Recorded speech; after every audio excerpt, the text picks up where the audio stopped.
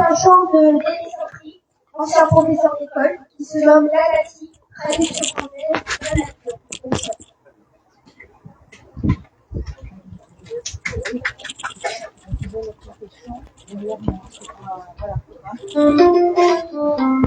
La nature, la garder avec mon maillot. Il est froid, il a rigolé aussi. Elle sourit comme une maman, mais elle s'énerve de temps en temps.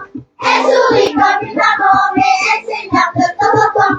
La nature est papa qui a fait la fête en avec des amis. Il est froid, il a rigolé aussi. Après, c'est pas souvent où manger, c'est à qui vous dire qu'il vous fait. C'est pas souvent où manger, c'est à qui vous dire qu'il vous fait. La nature est papa qui a fait la fête en avec des amis. Il est froid, il a rigolé aussi. Après, ne polluons pas la terre, portez-vous en cailloux. Ne polluons pas l'air, nous bien respirer. Ne polluons pas la terre, c'est comment nous qui va. Ne polluons pas les rivières, qui va poutiller ça. La nature est papa qui a fait la fête en avec des amis. Il est froid, il a rigolé aussi. Après, la nature est papa qui a fait la fête en avec des amis. Il est froid, il a rigolé aussi. Après, ne polluons pas la terre, portez-vous en cailloux. Ne polluons pas l'air, nous bien respirer. Ne polluons pas la terre, c'est comment nous qui va. Ne polluons pas la rivière, qui va poutiller ça. La nature est papa qui a fait la fête en avec des amis. Il est froid, il a rigolé aussi. Après, la nature est papa qui a fait la fête en avec des amis. Il est froid, il a rigolé aussi. Après, pelo por el pelo, huele, huele, huele. Pelo por el pelo, huele, huele, huele. Pelo por el pelo, huele, huele, huele. Pelo por el pelo, huele, huele, huele. Pelo por el pelo, huele, huele, huele. Pelo por el pelo, huele, huele, huele. Pelo por el pelo, huele, huele, huele. Pelo por el pelo, huele, huele.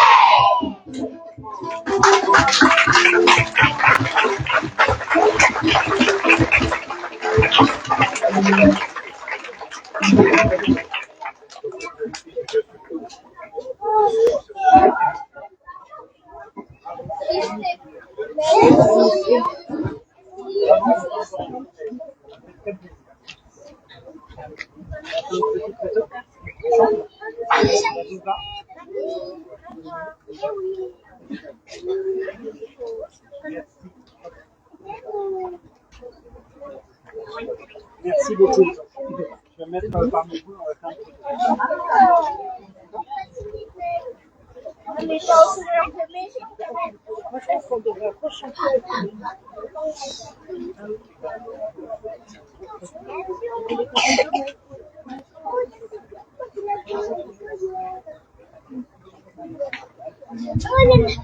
On reprend le chant, les enfants? C'est pas chanter avec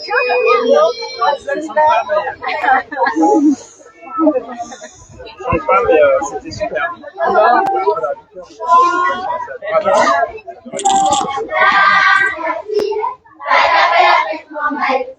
Il est froid, il a rigolé aussi. Elle sourit comme une maman, mais elle s'énerve de temps en temps. Elle sourit comme une maman, mais elle s'énerve de temps en temps.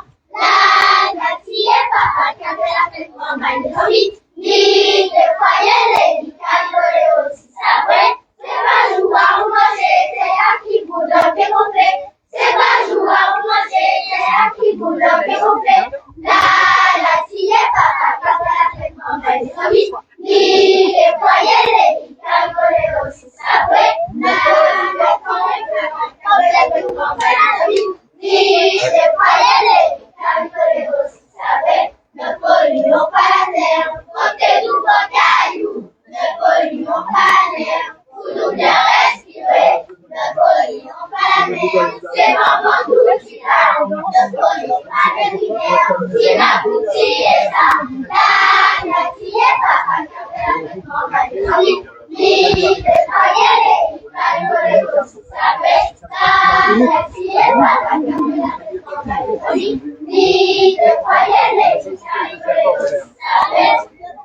pour vous. Bravo.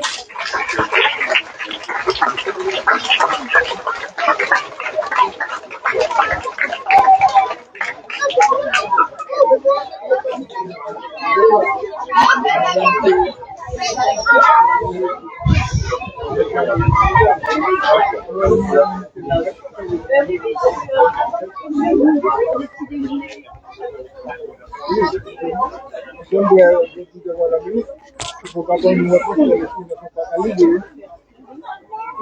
Il ne va pas nous donner la situation, il va nous donner le filles ne sont pas validées, à savoir le voyage et le manteau. On n'a pas besoin de faire, on n'a pas besoin de sport, on a des manteaux et des voyages. Donc, les filles sont validées, mais c'est la ministre. Nous sommes dans ce livre-là, pour le nom,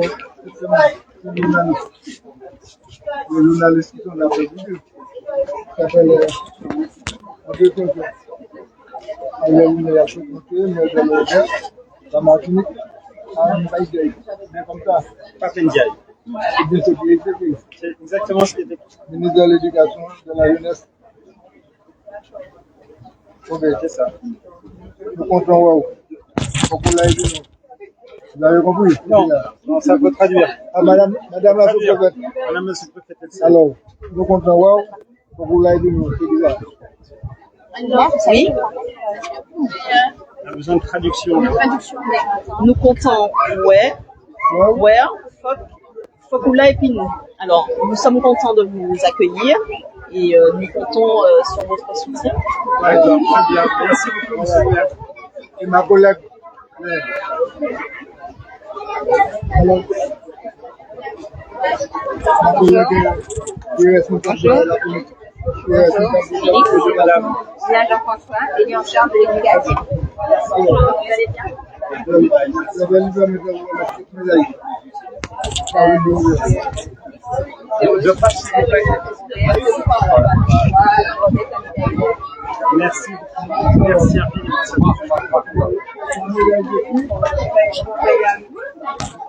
Comme on n'est pas annoncé, mais la médaille qui est hospitalité et fidèle. Ah, ça, c'est du latin. C'est pas du Voilà, créole. voilà. Nous sommes contents de vous accueillir. Merci beaucoup. Avec amour. Merci, monsieur le maire. Merci, madame la jointe. Je suis ravi d'être au Robert.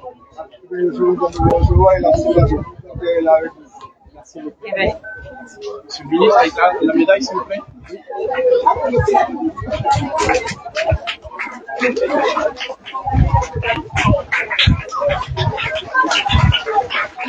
Merci beaucoup.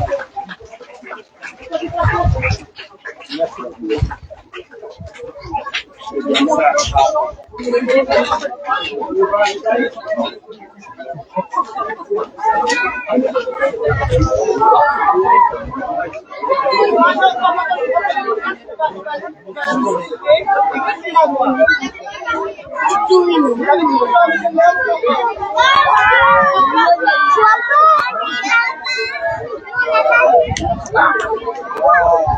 La médaille de la ville. Oui, tout le monde. Ça, c'est la médaille de la ville.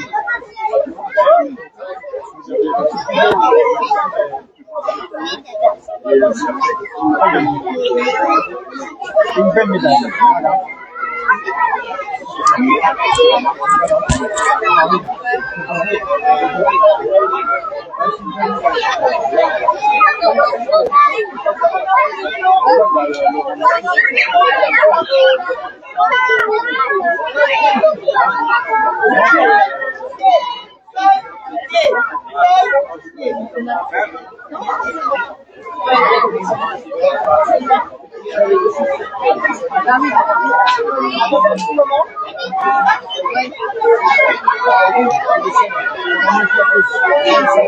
Vous avez les deux c'est ça que vous avez salué les professeurs L'équipe, très bien. Madame Dodi, Madame Adi.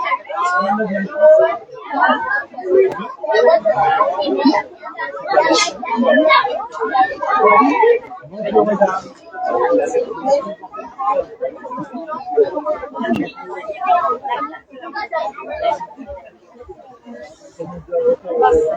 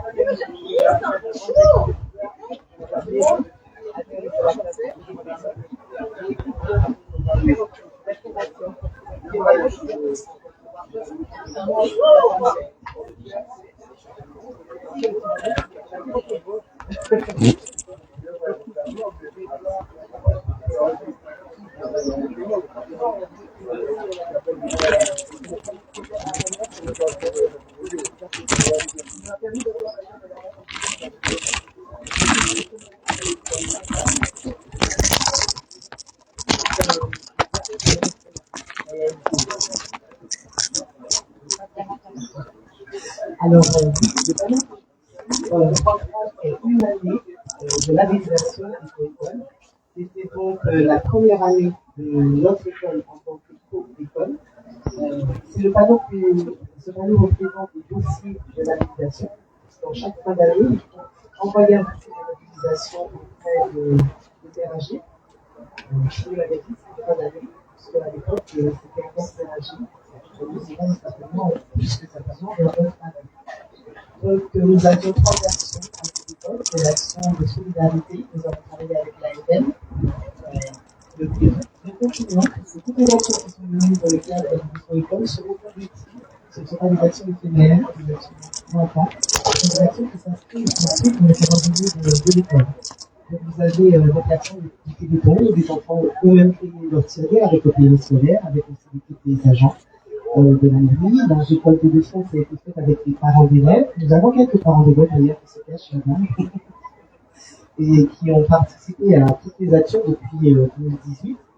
Et nous avons aussi l'association Angel Team qui venait récupérer les leçons pour l'AFM. Ça permettait aussi d'intégrer d'autres associations à notre projet. Sur l'action numéro 2, nous avons l'action du bouchon d'amour qui n'existe plus malheureusement en Martinique. Et nous avons eu l'occasion de récolter des bouchons qui permettaient d'avoir des lignes médicalisées, des aides, des fauteuils roulants. Voilà. L'idée, c'était de maximiser le nombre de bouchons pour maximiser le poids de plastique. Encore, on est dans le recyclage. Le carnaval qui a été fait avec les parents, puisqu'on avait des ateliers de carnaval avec les parents et des matières recyclées. Et bien sûr, le résultat dans les galeries du Robert. Le goûter collectif que les parents avaient proposé pour fédérer nos élèves autour du bien manger, bien vivre ensemble. Et puis, vous avez les différentes étapes. Le diagnostic. Nous sommes partis sur des constats au niveau de la solidarité du travail en école, comment on pouvait fonctionner avec nos élèves. On n'avait pas de conseil d'élèves à cette époque. Ça a bien changé. Vous aurez l'occasion de les rencontrer. Nous avons maintenant un comité d'éco-délégués qui est constitué des délégués élus sur l'année et des délégués qui ont été élus les années précédentes. Voilà. Donc ça nous a permis d'être labellisés. Et là-haut, vous avez nos anciens qui sont maintenant en 4e. Voilà, ils sont partis d'avant, mais c'était notre précurseur notre comité précurseur.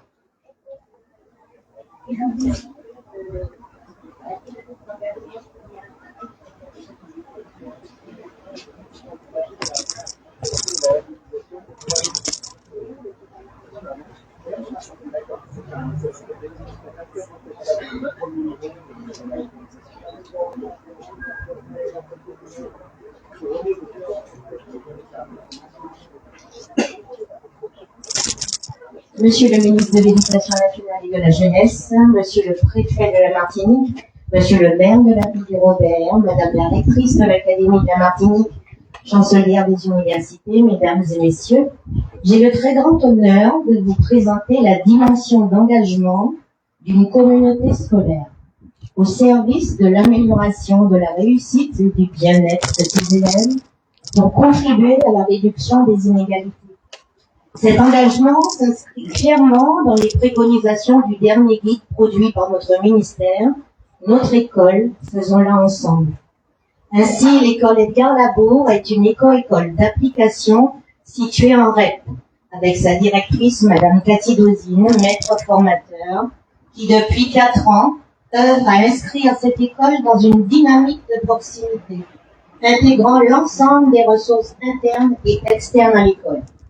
Depuis 3 ans, l'équipe de circonscription, la mission Sciences, Technologies et EDD de la mission et la mission LCR, que je représente, ainsi que les autres missions académiques, dont la mission interdegré EDD, contribuent à l'accompagnement de l'équipe, afin de construire, d'un point de vue stratégique, pédagogique et didactique, une synergie efficiente contribuant à l'amélioration des résultats et à l'apaisement du climat scolaire, particulièrement après la crise sanitaire que nous avons traversée. Ainsi, afin de donner du sens à cette volonté commune, un pari a été fait. L'EDD, en tant qu'éducation A, sera le levier pour rassembler l'ensemble de la communauté scolaire, développer un climat scolaire favorable aux apprentissages et construire des compétences durables impliquant la participation effective des élèves. Excellence, égalité et bien-être sont les maîtres mots. La synergie qui en découle se matérialise à travers le projet académique de recherche, action, création en partenariat avec le parc naturel marin de la Martinique, intitulé Arts-et-Mer, dont c'est la 3e édition. En cette nouvelle année scolaire, Edgar Lamo est identifié école référente au sein du plan sciences académiques pour le projet Arts-et-Mer. Les problématiques EDD locales, telles que la biodiversité, les sargasses, la chlordécole, l'eau, les déchets, l'alimentation, la santé et le PS deviennent des objets d'études à Edgar Lamo. À ce titre, cette année, la problématique sargasse, qui impacte fortement cette école, sera le sujet d'étude à travers le partenariat engagé avec l'école élémentaire Châteaubriand à Guillers, circonscription Brest-Nord, Académie de Rennes. Les 2 écoles vont ainsi contribuer à une recherche-action impliquant le laboratoire NAPSIC, Université de Bretagne, rattaché au CNRS, et le laboratoire L3MA de l'UFR Sciences, Technologie et Environnement de la Martinique. Monsieur Christophe Ross, doyen de l'UFR et chercheur, est ici présent. Monsieur le ministre, Madame la directrice, nous souhaiterions faire appel au titre de l'innovation pédagogique au soutien du Fonds d'innovation pédagogique afin d'amplifier ce projet global. La directrice a commencé déjà à vous présenter, également le chef d'établissement, du collège voisin, Robert Toire, mon collègue, monsieur Cataillé, expliquera également l'implication du collège, la CPDA, ainsi que madame l'élu aux affaires scolaires, vont ainsi tour à tour vous éclairer sur les implications dans la démarche engagée, ainsi que sur les enjeux de ce nouveau projet 2022-2023.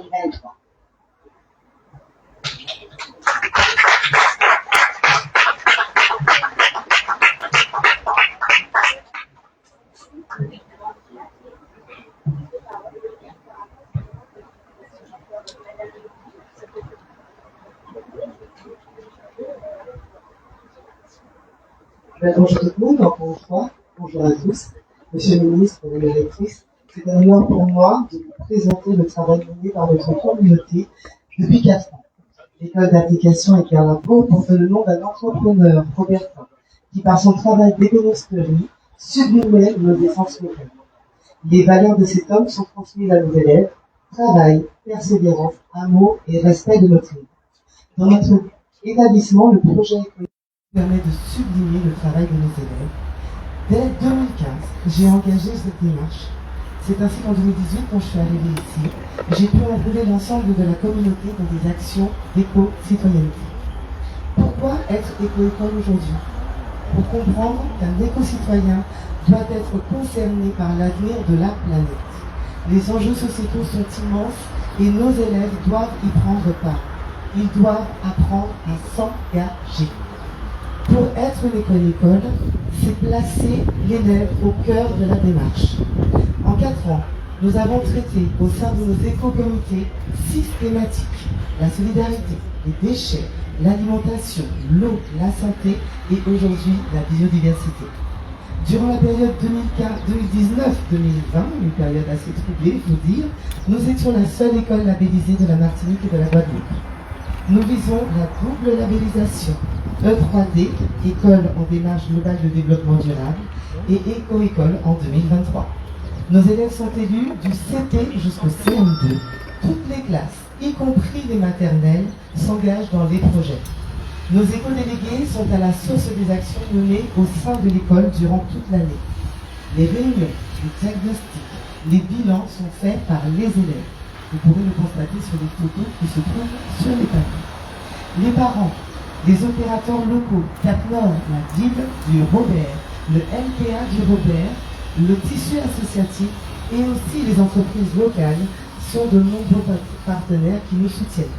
Au cycle 3, notre action intègre le projet académique classe moyenne modulaire, C2M, que nous appelons ici enseignement type collège, où nous faisons vivre le cycle 3 et la liaison école-collège.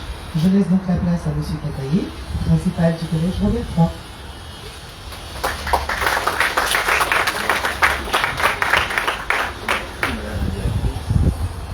Merci Madame la Directrice. Alors, on dit que j'avais 2 minutes, Monsieur le Ministre. Madame la Directrice. En fait, effectivement, nous avons mené un travail partenarial qui se situe dans le cadre du réseau du REP Robert III et également de la liaison école-collège.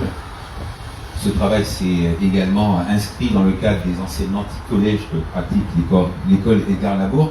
Et donc, ça a consisté en la mise en place de séquences de co-enseignement, notamment en français, avec une professeure du collège Robert III qui a animé des séances avec Madame la Directrice et sa classe sur un projet lié à l'amélioration de l'alimentation.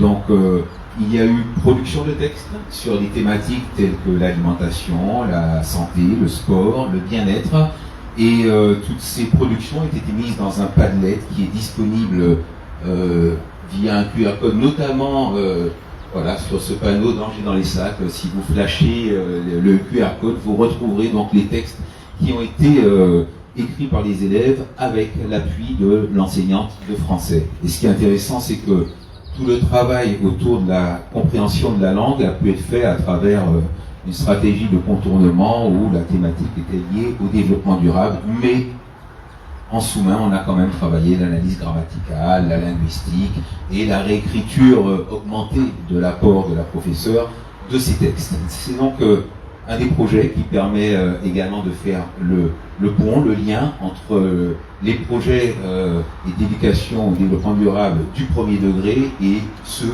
du second degré. Parce que je pense que dans tous les établissements, dans tous les collèges du Robert, il y a des projets liés à l'éducation au développement durable, puisque nous sommes de fait par toutes les problématiques auxquelles nous sommes confrontés, nous y sommes sensibilisés et nous devons, à mon avis, les étudier pour mieux y faire face. Et donc au collège, ça c'est, je fais ma petite publicité, mais au collège nous menons également des projets liés à l'éducation au développement durable en propre, et nous avons notamment développé un escape game autour du chlordécone qui va être finalisé courant mai 2023. On mène aussi des expériences de jardin créole et on est en partenariat également avec plein d'institutions, notamment pour la construction d'un arboretum. Donc voilà, mes 2 minutes sont écoulées, mais je vous remercie, Monsieur le Ministre, Madame la Rectrice, je vous redonne la parole. Madame Jean-François de la ville du Robert pour son invitation. Merci beaucoup. Bonsoir à tous, Monsieur le Ministre. La ville intervient de façon très active, également dans le champ de l'éducation à l'environnement et au développement durable, et développe donc le partenariat donc très serré avec les écoles qui sont sur son territoire.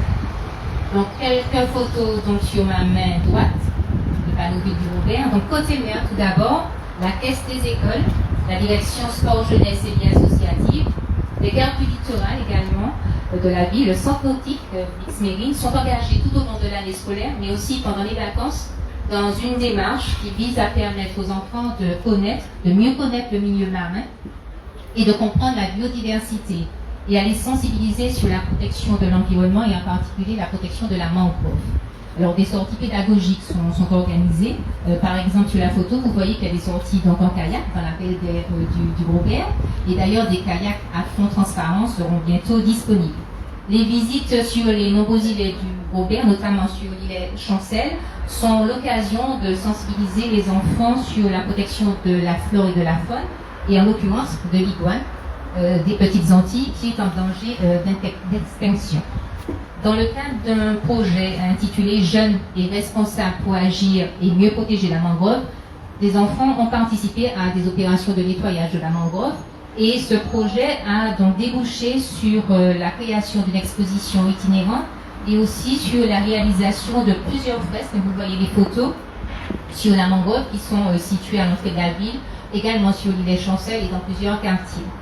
Enfin, et toujours en lien avec le milieu marin, dans le champ de la solidarité cette fois-ci, une vingtaine d'adolescents valides et des adolescents en situation de handicap sont accompagnés par la Caisse des écoles pour travailler sur un projet solidaire. Ça, c'était côté mer. Côté terre, les opérations petit déjeuner, un fouille à la récré, sont proposées dans certaines écoles de la ville et sont l'occasion de faire découvrir donc à nos enfants de nouvelles saveurs et aussi de promouvoir les produits du terroir. ainsi que notre culture culinaire. Donc c'est comme ainsi que donc des fruits bio sont distribués, et aussi des dégustations de mets comme le matété. Alors le matété, monsieur le ministre, c'est un plat à base de farine de manioc et de lait, et aussi du typique tinenamori. Donc c'est un plat qui est composé de bananes vertes et de morue salée. Et donc tout naturellement, donc ces opérations ont débouché sur un projet qui est ambitieux, un projet de création d'un jardin éducatif agroécologique sur une parcelle de près de 3000 m² de terrain, et qui a pour objectif d'amener les enfants vers un autre modèle de production agricole et un autre modèle de consommation beaucoup plus durable. Et je vous remercie, mais d'une façon plus globale, sur donc, la dernière photo, objectif zéro pesticide, la ville effectivement va vers le zéro pesticide pour l'entretien de ces espaces verts, et aussi sur l'utilisation de produits 100% écologiques pour l'entretien des bâtiments, et surtout les bâtiments donc, des établissements scolaires. Merci. Madame Siché Saint-Pétrini va nous présenter le projet Arémer.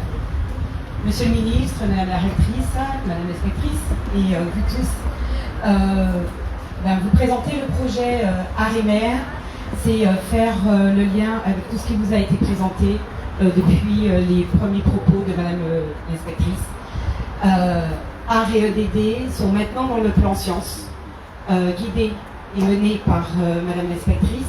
Depuis 3 ans, l'aventure a commencé avec un partenaire de taille et de qualité qui est le parc naturel marin qui venait d'être créé en Martinique, le parc naturel marin OSB, qui sont nos partenaires. On voit leur logo partout, dans le sens où ils ont ce même objectif que nous, qui est de permettre aux élèves d'apprendre à connaître notre milieu, qui est notre milieu quotidien. On sent les emprunts, connaître notre milieu pour mieux le comprendre et donc pour mieux le protéger et développer par la suite probablement des métiers, en tout cas les impliquer plus fortement dans notre environnement. Passer par les arts, c'est passer par l'approche sensible.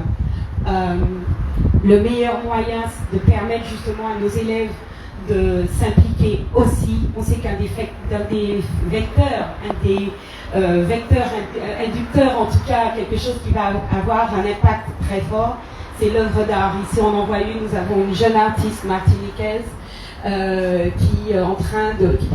voilà, ce sont des éléments sur lesquels on s'appuie pour que les élèves puissent pouvoir exprimer quelque chose qui va leur permettre par la suite de poser des vraies questions. Et donc on passe par ces éléments-là, rencontrer, cette confrontation avec les œuvres et les artistes est importante pour qu'ils puissent ensuite réfléchir, connaître. Et donc pour finir, notre mission, c'est véritablement de développer cette attitude réflexive de création sur des questions fortes, environnementales, sociétales, historiques, culturelles. Et donc nous nous en emparons et avec mes collègues CPD Sciences, nous travaillons sur ce point.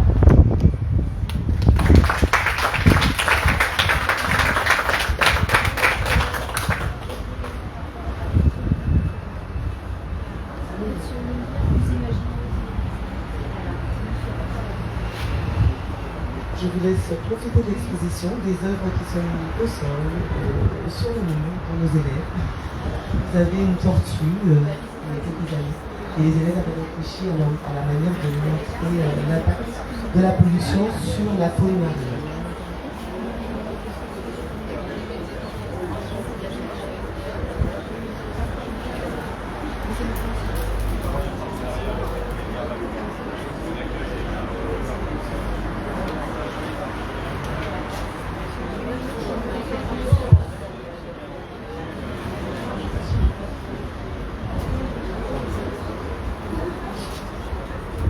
Oui, mesdames et messieurs, bonjour. Je voulais dire un mot à la suite de ce qui vient d'être dit et très justement dit. D'abord pour vous remercier évidemment du travail que vous avez fait, de l'excellent travail que vous avez fait, pour vous dire aussi que l'EDD, l'éducation au développement durable, est l'une des priorités du ministère de l'Éducation nationale. Nous avons 3 branches en quelque sorte vers lesquelles nous nous dirigeons. La première, c'est celle de la mobilisation citoyenne au travers des éco-délégués et au travers de la labellisation E3D. Je crois comprendre, Madame la directrice, que vous envisagez une labellisation E3D et je vous en félicite. C'est une très belle démarche. C'est une labellisation qui a 3 niveaux par ailleurs, avec les éco-délégués, bref, avec tout ce qui fait qu'une communauté scolaire se trouve mobilisée autour d'objectifs de développement durable. La deuxième voie, c'est celle des programmes. Ça relève plus, bien sûr, du ministère de l'Éducation nationale. Et nous avons lancé un travail avec l'inspection générale pour pouvoir, en quelque sorte, verdir, je mets des guillemets à cela, les programmes scolaires à tous les niveaux, pas seulement du côté des SVT, bien sûr, mais aussi dans d'autres disciplines, l'histoire, la géographie, les lettres. On peut évidemment traiter des questions d'environnement dans une vaste gamme de disciplines. Nous allons avancer de ce côté-là dans les mois à venir. Et puis, la troisième voie, c'est celle du bâti scolaire. Un bâti, non pas le bâti tout récent, celui qui est inauguré. J'ai le plaisir d'inaugurer des écoles et des établissements scolaires, y compris le magnifique lycée Schulcher ce matin, mais un bâti plus ancien qui a du mal à résister aux évolutions climatiques. C'est particulièrement vrai lors d'épisodes de chaleur intense qui menacent la continuité pédagogique ainsi que l'organisation des examens du côté du collège, bien sûr pour le brevet, ou du lycée pour les baccalauréats. Et donc nous avons ces 3 grandes directions à emprunter, mais il est clair que la mobilisation des communautés éducatives est essentielle et c'est pourquoi je vous félicite vraiment très chaleureusement des efforts, chaleureusement c'est une manière de parler, des efforts que vous avez consentis en la matière, mobiliser les élèves, mobiliser les enseignants, mobiliser aussi les parents d'élèves et toutes celles et ceux qui concourent à l'éducation de nos enfants, c'est quelque chose d'absolument essentiel. J'ajoute enfin, dernier point, le CNR, le Conseil national de la refondation, dans son volet éducation que nous lançons cette semaine, qui offre la possibilité aux écoles, aux établissements scolaires, de construire un projet pédagogique, par exemple un projet pédagogique autour des questions de développement, qui pourra, s'il est sélectionné, être financé par un fonds d'innovation pédagogique que le président de la République a annoncé début septembre et qui est doté de 500 millions d'euros. Il est clair que l'Académie de Martinique, qui sera en charge de l'évaluation des projets, également de leur accompagnement, de leur préparation s'il y a lieu, que une partie de ce fonds d'innovation pédagogique sera dirigée vers les Outre-mer et singulièrement vers l'Académie de Martinique. Donc je vous encourage évidemment très vivement à profiter de cela, en lien également avec le travail que le rectorat a fait cet automne autour d'une rentrée sereine. Tout cela va dans le même sens, en réalité. Et comment pourrait-on le résumer ? Eh bien, on pourrait dire que l'éducation nationale, ça n'est pas le seul travail d'un ministre, ni même le seul travail d'un ministère.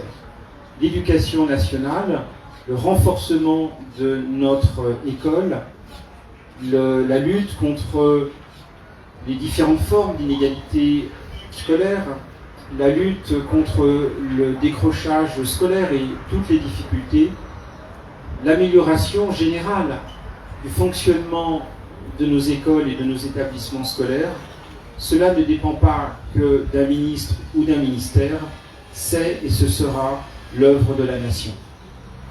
Pour cela, il faut mobiliser, parfois après la crise sanitaire, réveiller des énergies qui se sont un peu assouplies, ça peut arriver, certainement pas ici, mais ailleurs, faire un effort pour redonner de l'enthousiasme, redonner l'envie de se projeter, d'améliorer les choses, et c'est ce à quoi nous sommes attelés en considérant que les acteurs locaux ont leur mot à dire sur le fonctionnement de leurs écoles et de leurs établissements. Les communautés éducatives ont des marges d'autonomie, ont des possibilités d'inventer, de perfectionner ce qui est le plus approprié pour la réussite de nos élèves. Donc c'est une démarche qui est nouvelle, une démarche par le bas, en quelque sorte, par laquelle on fait confiance aux acteurs de terrain que pour une bonne partie d'entre vous, vous êtes. Et donc, mes remerciements et mes félicitations ont finalement une double finalité.